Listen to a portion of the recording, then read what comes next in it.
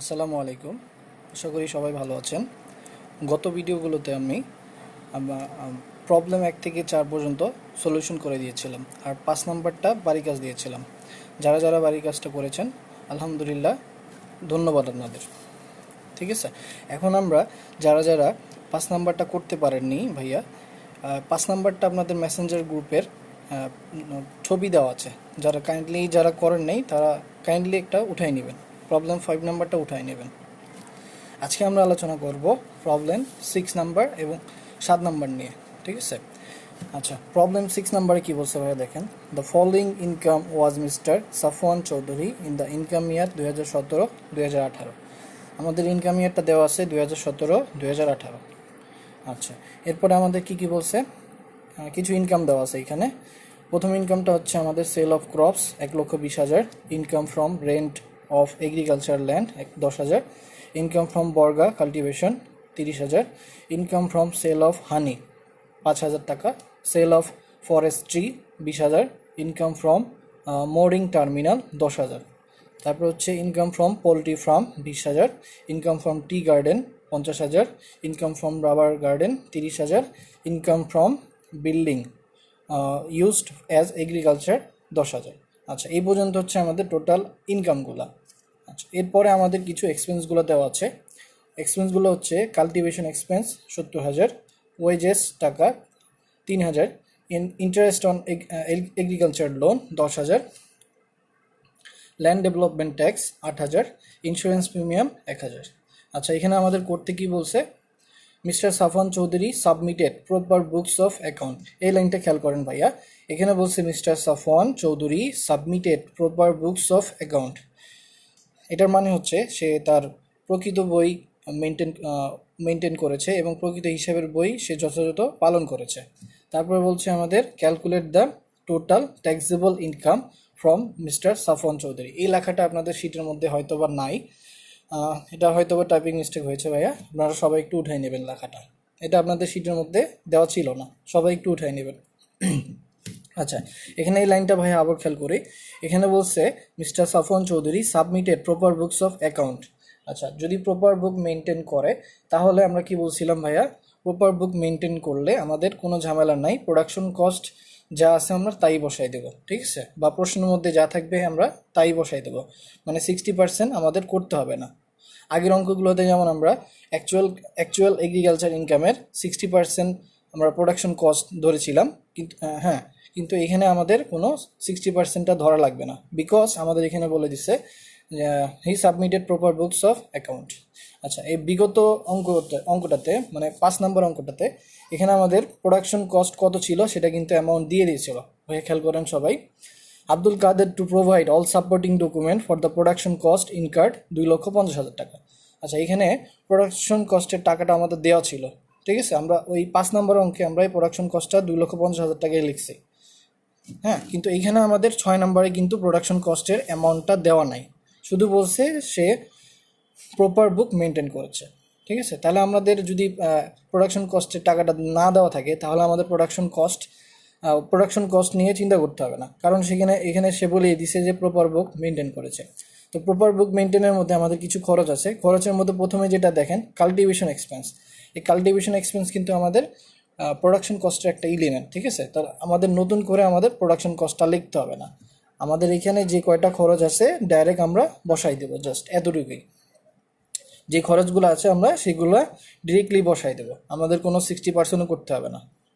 ঠিক আছে, কী জন্য করতে হবে না ভাইয়া, আমি আবার বলতেছি, এই জন্যই করতে হবে না যে এখানে যে বলে দিছে সে প্রপার বুক মেনটেন করেছে, কিন্তু এর আগের অঙ্কে আমাদের কত টাকা মেনটেন করেছে সেইটা স্পেসিফিকভাবে বলে দিয়েছিল, সেটা ছিল আমাদের 2,50,000 টাকা। ঠিক আছে, তো আমাদের 5 নম্বরে বলে দেওয়া ছিল, কিন্তু 6 নম্বরে আমাদের বলে দেওয়া নাই। ঠিক আছে, তারপরে আমাদের কোনো চিন্তার কোনো কারণ নাই, যেহেতু বলে দেয় নাই তাহলে আমরা এই খরচগুলো সবগুলোই আমরা বসাই দেব। ঠিক আছে, আচ্ছা, এখন আমরা সলিউশনে আসি ভাইয়া।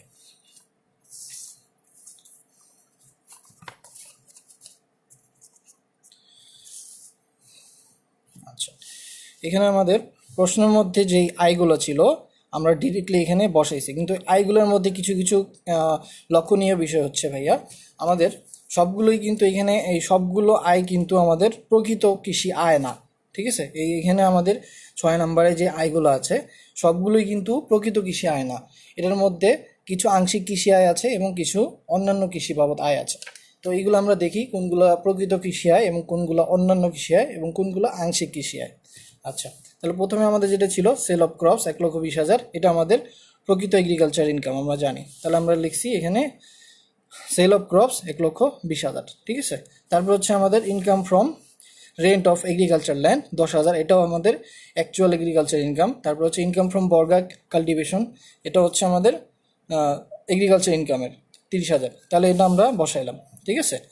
আর তারপরে হচ্ছে আমাদের এই যে এখানে income from sale of honey, income sale of forestry 20,000, income from mooring terminal. আচ্ছা, ইনকাম ফ্রম মোরিং টার্মিনালটা হচ্ছে ভাইয়া খেয়াঘাট থেকে আয়, খেয়াঘাট থেকে আয় 10,000 টাকা। তাহলে income from sale of honey মানে মধু বিক্রয় করে আয়, বনের কাঠ বিক্রয় করে আয়, কাঠ বা গাছ বিক্রয় করে আয়, তারপর হচ্ছে খেয়াঘাট থেকে আয়। এই তিনটা হচ্ছে আমাদের অন্যান্য কৃষি আয়, মানে আদার্স এগ্রিকালচার ইনকাম, ঠিক আছে। এই তিনটা আদার্স এগ্রিকালচার ইনকাম। তাহলে আদার্স এগ্রিকালচার ইনকাম আমরা এখানে লিখবো, এই দেখেন আমরা লিখছি others income from other source section 33। তাহলে এখানে আমাদের যে তিনটা ছিল আদার সোর্সের, ওই তিনটা লিখছি income from sale of honey 5,000 টাকা, ইনকাম ফ্রম মোরিং টার্মিনাল 10,000 টাকা, সেল অফ ফরেস্ট্রি 20,000 টাকা, ঠিক আছে। আচ্ছা, এরপর হচ্ছে আমাদের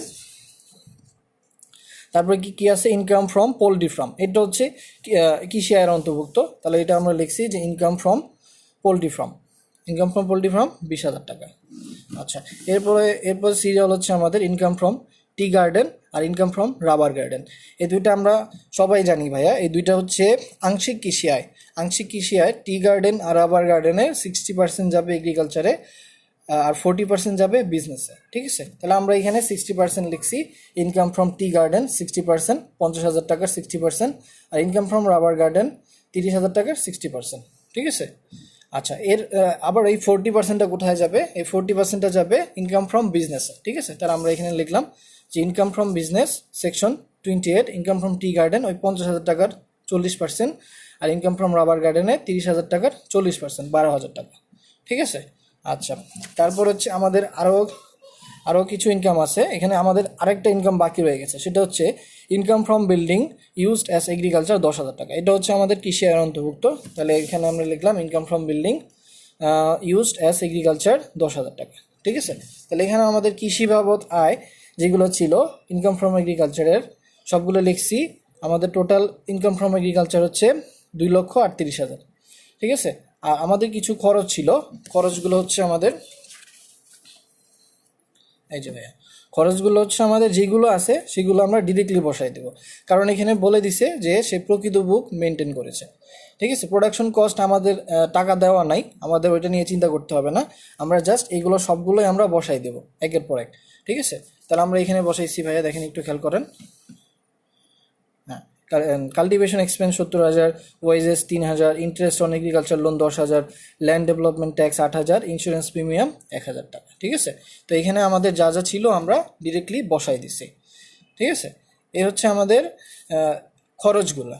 হ্যাঁ, খরচগুলোর মধ্যে আমাদের ইনকাম ফ্রম এগ্রিকালচার ছিল 2,38,000, অ্যাডমিসেবল এক্সপেন্স সবগুলো যোগ করলে হয় 92,000, আর income from business 92, income from business হচ্ছে 32,000 টাকা, আর ইনকাম ফ্রম আদার সোর্স হচ্ছে 35,000, ঠিক আছে। আমাকে B4 অথবা B5 যেন এই দুইটা একটা ব্যাচের যে কোনো এক আপু আমাকে 6 নাম্বারটা দেখাইছিলেন ভাইয়া, ঠিক আছে। ওই আপুটা কি করছিলেন, আপনারা এই ইনকাম ফ্রম বিজনেস লেখেন নাই, ইনকাম ফ্রম আদার সোর্স লেখেন নাই, সবগুলো কি করছেন সব এগ্রিকালচার ইনকামের মধ্যে দিয়ে দিছিলেন, ঠিক আছে। তো সবগুলো ভাইয়া ওই এগ্রিকালচার ইনকামের মধ্যে দিলে তো হবে না, ঠিক আছে। তো আপনি চেষ্টা করছেন, আলহামদুলিল্লাহ, খুশি হয়েছি ভাইয়া। তো এখন আমি যেই রাইটভাবে যেটা করে দিছি সেটা আপনারা খাতায় তুলে নেবেন সবাই, ঠিক আছে। আচ্ছা, এখন তো গেল 6 নাম্বারটা, আমরা 7 নাম্বারটা করার চেষ্টা করব। 7 নাম্বারটা একটু বড় অঙ্ক, ওইখানে আমাদের দুইটা ম্যাথ করতে বলছে, একটা অঙ্কের মধ্যেই দুইটা অঙ্ক করতে বলছে। যেমন আমরা দেখি 7 নাম্বারটা আমি সলিউশন করাই দেব না, আমি জাস্ট বুঝাই দেবো, আপনারা বাসায় চেষ্টা করবেন, ঠিক আছে। আচ্ছা দেখেন এখানে দ্য ফলোয়িংস আর the agriculture income mister Shakil for the income year ended June 2018। ইনকাম ইয়ারটা শেষ হয়েছে 2018 সালে, শুরু হয়েছিল 2017-তে, তাহলে ইনকাম ইয়ারটা হবে 2017-18, অ্যাসেসমেন্ট ইয়ার হবে 2018-2019। আচ্ছা তাহলে এখানে আমাদের ইনকাম কী কী আছে? সেল অফ পেডি 500 মন অ্যাট দ্য রেট 600 পার মন, মানে 500 মন ধান বিক্রয়, প্রতি মন 600 টাকা করে। সেল অফ জুট 300 মন পাট বিক্রয়, প্রতি মন 800 টাকা করে। সেল অফ রবি ক্রপস 80,000 টাকা।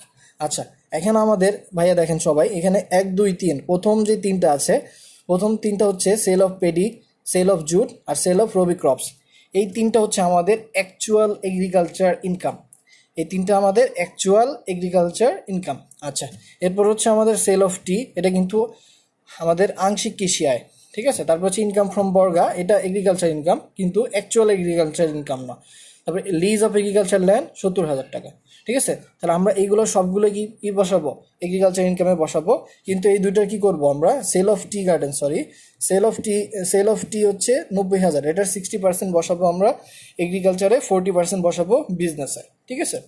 আচ্ছা এরপর আমাদের কিছু এক্সপেন্স আছে, এক্সপেন্সগুলো কী কী দেখেন ভাইয়া।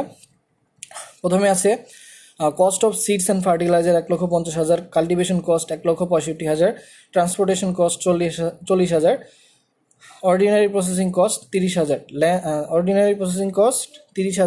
Land revenue paid 15,000, union Parishad tax 10,000, crop insurance premium 15,000, allowable depreciation 17,000, তারপর হচ্ছে ইন্টারেস্ট অন বরোয়েড ফান্ড 12,000 টাকা।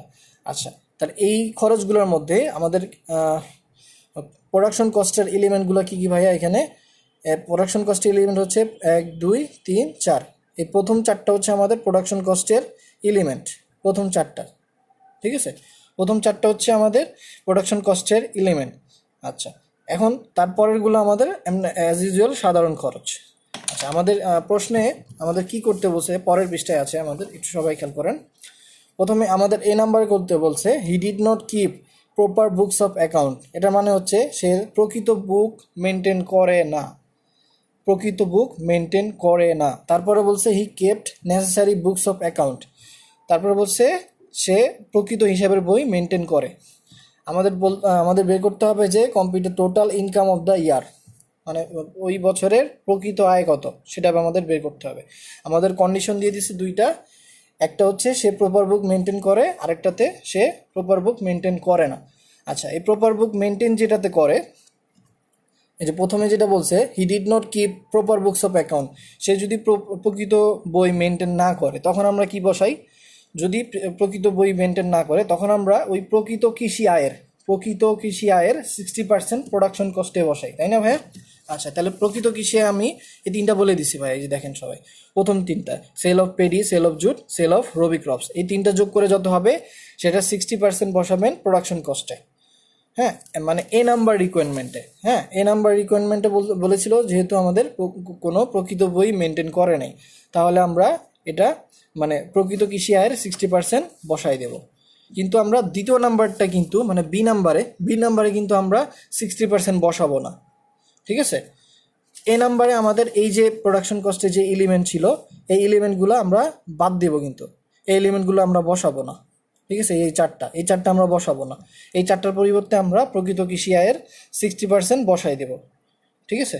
যখন বলবে সে প্রকৃত বই মেনটেন করে নাই তখন আমাদের এই প্রোডাকশন কস্টের এলিমেন্টগুলো বসবে না, এটার পরিবর্তে প্রকৃত কৃষি আয়ের 60% আমরা প্রোডাকশন কস্ট নাম দিয়ে বসাবো, ঠিক আছে। আগের অঙ্কগুলোতে আমরা করেছিলাম, আই হোপ আপনারা সবাই বুঝতে পারবেন। কিন্তু আমাদের পরের অঙ্কটা যেটা বলছে বি নাম্বারটা he kept necessary books of account, সে প্রকৃত হিসাবের বই মেনটেন করে। এই প্রকৃত হিসাবের বই মেনটেন করলে আমাদের কোনো ঝামেলার দরকার নাই, আমাদের 60%ও কিন্তু করতে হবে না, আমাদের খরচগুলো যা আছে আমরা সবগুলোই বসাই দেব, ঠিক আছে। কিন্তু আমাদের যেহেতু এখানে প্রোডাকশন কস্টের এলিমেন্ট অনেকগুলো আছে, মানে 4টা আছে, তাহলে আমরা প্রথমে প্রোডাকশন কস্ট হেডিং দেব, অ্যাডমিসিবল এক্সপেন্সে প্রোডাকশন কস্ট হেডিং দিয়ে এরপরে নিচে 1 2 3 4 সিরিয়ালভাবে এই 4টা খরচ লিখব, ঠিক আছে, 4টা খরচ লিখব আমরা। আচ্ছা তারপরের খরচগুলো আমরা অ্যাজ ইউজুয়াল বসাই দেব, কিন্তু এ নাম্বার রিকোয়ারমেন্টে আমরা এই 4টা আমরা বসাবো না, এটার পরিবর্তে প্রকৃত কৃষি আয়ের 60% বসাবো। ঠিক আছে, আশা করি সবাই বুঝতে পারছেন। 7 নাম্বারটা ট্রাই করবেন ভাইয়া, বাসায় সবাই 7 নাম্বারটা ট্রাই করবেন। যদি না পারেন আমাকে নক করবেন, আমি বুঝাই দেবো। ঠিক আছে, আমি 7 নাম্বারটা করাইলাম না এর জন্যই, কারণ আমি দেখতে চাই আপনারা কে কে করতে পারেন। ঠিক আছে, আশা করি সবাই একটু বাসায় চেষ্টা করবেন, এই কামনাই সবাই। ঠিক আছে, সবাই ভালো থাকবেন। আসসালামু আলাইকুম।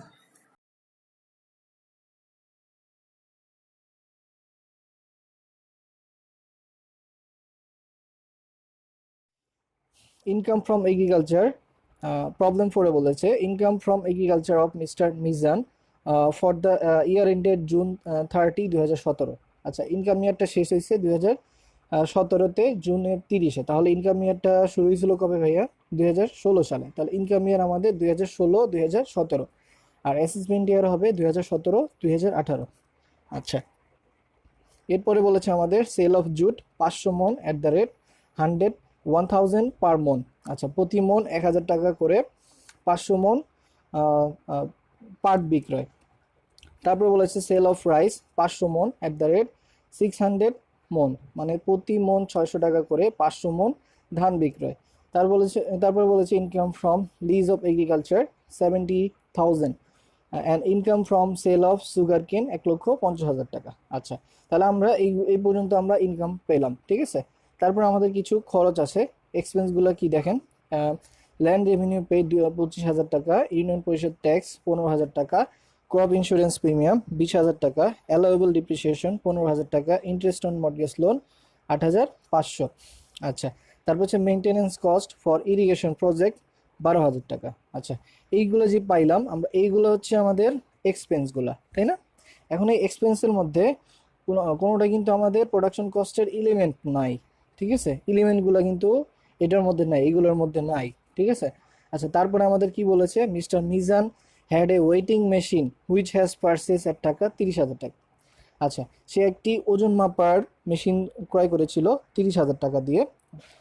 এখন it has been become battle and has been discarded এর টাকা 18,000। আচ্ছা, আমরা জানি সাধারণত কোনো সব কিছুরই একটা লাইফ টাইম থাকে।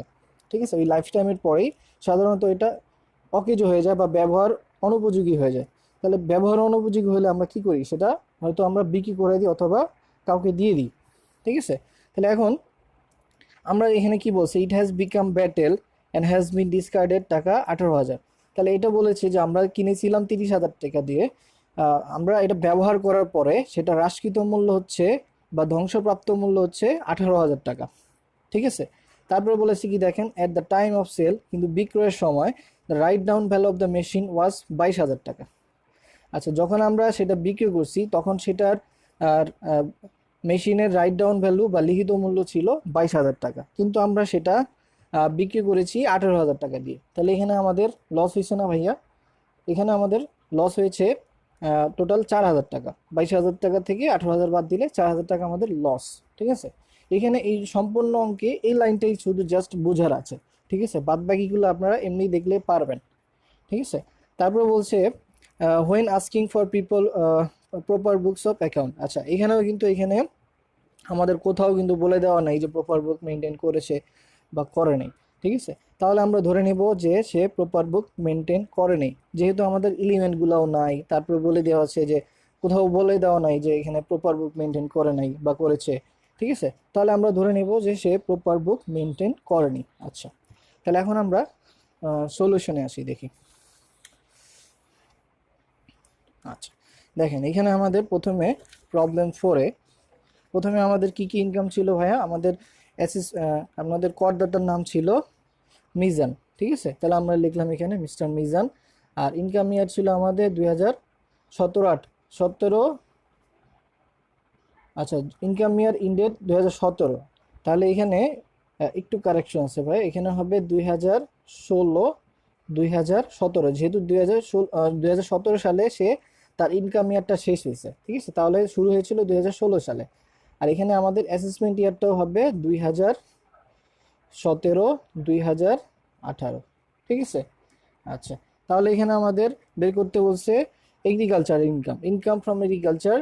আর আচ্ছা, ইনকাম ফ্রম এগ্রিকালচারটা বের করতে বলছে। তাহলে এখন আমাদের প্রথমে আমাদের ইনকাম কি আছে ভাইয়া? প্রথমে ইনকাম আছে আমাদের সেল অফ জুট। তাহলে লিখলাম সেল অফ জুট 500 ইন্টু 1000, যেহেতু সে প্রতি মন 1000 টাকা করে 500 মন বিক্রি করছে, তাহলে এটা গুণ করলে আসে 5 লক্ষ টাকা। তারপরে বলেছে আমাদের সেল অফ রাইস 500 মন অ্যাট দ্য রেট 600 মন, তাহলে 500 ইন্টু 600 3 লক্ষ টাকা আসে। এখন আমাদের আগেই বলেছি এই 1 নাম্বার আর 2 নাম্বারটা হচ্ছে আমাদের কি প্রকৃত কৃষি আয় বা অ্যাকচুয়াল এগ্রিকালচার ইনকাম। আচ্ছা, অ্যাকচুয়াল এগ্রিকালচার ইনকাম আমাদের 8 লক্ষ টাকা পেয়েছি আমরা, ঠিক আছে। আচ্ছা, তাহলে এখন আমাদের এরপরে কিছু আয় আছে, সেগুলো হচ্ছে লিজ অফ এগ্রিকালচার 70,000 টাকা। তাহলে লিখলাম income from lease of agriculture 70,000 টাকা, ঠিক আছে। তারপরে বলেছে আমাদের income from sale of sugar cane 1,50,000 টাকা, তাহলে এটা লিখলাম আমরা income from sale of sugar cane 1,50,000 টাকা। তাহলে আমাদের টোটাল ইনকাম আসে 10,20,000 টাকা। এটা হচ্ছে আমাদের টোটাল ইনকাম। এখন এই ইনকামের কিছু এক্সপেন্সগুলো আছে আমাদের প্রশ্নের মধ্যেও আছে। দেখেন এখানে প্রথমে আমাদের ল্যান্ড রেভিনিউ পেইড আছে, ইউনিয়ন পরিষদ ট্যাক্স আছে, crop insurance premium, allowable depreciation, interest on mortgage loan, তারপর maintenance cost for irrigation project. আচ্ছা, এইগুলোর মধ্যে একটাও কিন্তু আমাদের প্রোডাকশন কস্টের এলিমেন্ট না, ঠিক আছে। তাহলে আমরা এখানে আবার কোথাও বলে নাই যে সে প্রপার বুক মেনটেন করেছে বা করেনি, তাহলে আমরা ধরে নিছি যে সে প্রপার বুক মেনটেন করেনি। আচ্ছা, তাহলে প্রপার বুক মেনটেন না করলে কি হবে? প্রকৃত কৃষি আয়ের 60% প্রোডাকশন কস্টে যাবে। তাহলে প্রকৃত কৃষি আমাদের এই 8 লাখ টাকা, 8 লাখ টাকার উপরে 60% হচ্ছে প্রোডাকশন কস্ট। প্রোডাকশন কস্ট আমাদের দাঁড়ায় কত? তাহলে 4,80,000 টাকা, ঠিক আছে।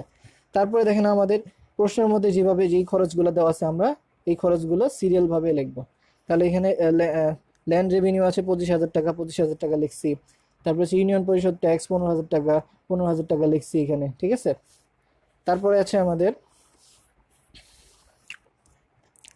ক্রপ ইন্স্যুরেন্স প্রিমিয়াম 20,000 টাকা, ক্রপ ইন্স্যুরেন্স প্রিমিয়াম 20,000 টাকা। তারপর হচ্ছে অ্যালাওয়েবল ডিপ্রিসিয়েশন 15,000 টাকা, অ্যালাওয়েবল ডিপ্রিসিয়েশন 15,000 টাকা লিখছি। তারপর হচ্ছে আমাদের ইন্টারেস্ট অন মর্টগেজ লোন 8,500, তো আমরা ইন্টারেস্ট অন মর্টগেজ লোন 8,500 লিখছি। তারপর হচ্ছে আমাদের 7 নম্বরে আছে interest on maintenance cost for irrigation project 12,000 টাকা, তাহলে এটা আমরা বসাই দিচ্ছি। আচ্ছা, এরপরে যে নিচের লাইনগুলো আমাদের দেওয়া আছে প্রশ্নের মধ্যে, এই যে এই লাইনটা, mister Mizan had a waiting machine which has purchase টাকা 30,000। আচ্ছা, সে 30,000 টাকা কিনছিল, ভালো কথা, কিন্তু তার ব্যবহার করার পরে হ্রাসকৃত মূল্য হচ্ছে তার 18,000 টাকা, ঠিক আছে। কিন্তু যখন এটার রাইট ডাউন বা লিখিত মূল্য ছিল 22,000 টাকা, হ্যাঁ, 22,000 টাকা তার লিখিত মূল্য, কিন্তু সে এটা বিক্রি করেছে 18,000 টাকা, ঠিক আছে। তাহলে তার লস হয়েছে। তাহলে আমরা এটার এন্ট্রি কি দেব? Loss of agriculture machine, loss of agriculture machine. সে 22,000 টাকা ছিল আমাদের রাইট ডাউন ভ্যালু বা লিখিত মূল্য, কিন্তু আমরা সেল করেছি 18,000 টাকা, তাহলে লস আমাদের 4,000 টাকা, ঠিক আছে। আচ্ছা, তাহলে আমরা এই খরচগুলো টোটাল যোগ দিয়ে পাই 5,79,500। এখন এই ইনকাম থেকে এক্সপেন্সটা বাদ দিলে যেটা পাবো সেটা হচ্ছে টোটাল ইনকাম ফ্রম এগ্রিকালচার। আচ্ছা, আশা করি সবাই বুঝতে পারছেন ভাইয়া। এখন আমি যে 4 নাম্বার প্রবলেমে যে সলিউশনটা করালাম, এই 4 নাম্বারের মতো সেম হচ্ছে 5 নাম্বার ম্যাথটা। হ্যাঁ, 5 নাম্বার ম্যাথটাও এখানে আমাদের ইনকাম দেওয়া আছে, এক্সপেন্সও দেওয়া আছে, ঠিক আছে। আচ্ছা, এরপরে পরের পৃষ্ঠায় আমরা যাই।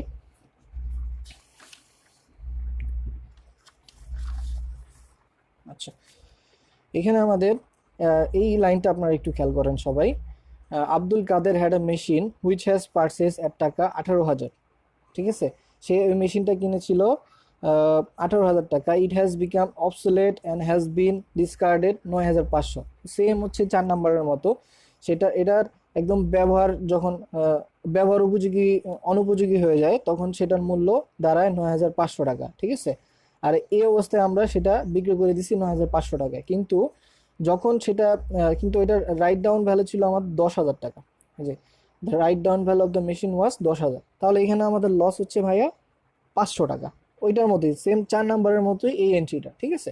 তো এখানে 5 নাম্বার ম্যাথে আরেকটা টুইস্ট আছে, সেটা হচ্ছে শেষের লাইনটা দেখেন, mister Kader to provide all supporting document for production cost ইনকার টাকা 2,50,000 অ্যাজ প্রোডাকশন কস্ট। আচ্ছা, এখানে এই লাইনটা দ্বারা বোঝায় সে প্রপার বুক মেনটেন করেছে এবং ওই প্রোডাকশন কস্টের টোটাল টাকা হচ্ছে 2,50,000 টাকা।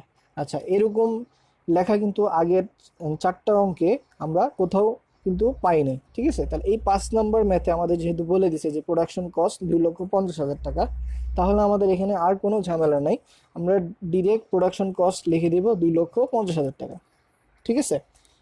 আমাদের ওই 60% বা এলিমেন্টগুলা লিখতে হবে না, কিন্তু এখানে এলিমেন্টগুলাও নাই, আর আমাদের 60%ও করা লাগবে না, কারণ এখানে ডিরেক্টলি বলে দিছে আমাদের প্রোডাকশন কস্ট 2,50,000 টাকা। সে প্রপার বুক মেনটেন করেছে এবং তার বইয়ের হিসাব অনুযায়ী তার প্রোডাকশন কস্ট 2,50,000 টাকা।